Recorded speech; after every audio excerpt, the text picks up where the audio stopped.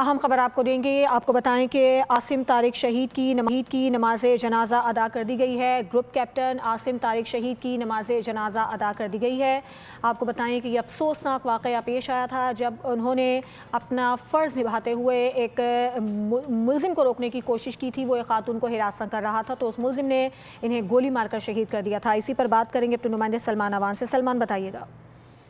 जी, group captain Asim Tariq शहीद की नमाज जनाजा आज इस्लामाबाद में अदा की गई, जिसमें chief of staff chief marshal Zaheer Ahmed Babar Sidhu भी शरीक हुए, जिस बात के साथ साथ पाकिस्तान के सीनियर ऑफिसर, एयरमैन और बड़ी तादाद में आम शहरियों की तादाद भी नमाज जनाजा में शरीक हुई और उन्होंने बेमिसाल जुर्रत, बहादुरी और बेलौस जज्बे का मुजाहरा करने वाले शहीद ऑफिसर को भरपूर खिराज अकीदत पेश किया और उनकी जो अजीम कुर्बानी है उसको सराहा। चीफ ऑफ एयर स्टाफ की जानिब से ग्रुप कैप्टन आसिम तारिक शहीद को भरपूर खिराज अकीदत पेश किया गया और उनका कहना था कि उनकी जो कुर्बानी है वो इस पाक फिजाइया की जो फाइनेस्ट ट्रेडिशंस हैं, अजीम रिवायात हैं, उनकी अक्कासी करती है और पाकिस्तान की मुसल्लह अफवाज की अजीम रिवायात की अक्कासी करती है कि कैसे पाकिस्तान की मुसल्लह अफवाज के अफसर हों, जवान हों, वो अपने जो हम वतन हैं, चाहे किसी भी सूरत हाल के अंदर किसी भी मुश्किल से दो चार हों, उनके बचाने के लिए, उनके तहफ़्फ़ुज़ के लिए हम वक्त चौकस, हम वक्त तैयार होते हैं। चीफ ने इस मौके पे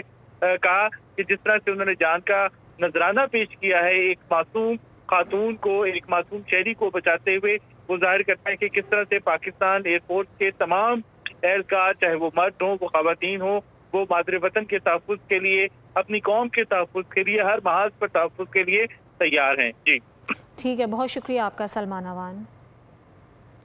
सलमान अवान, आपका बहुत शुक्रिया।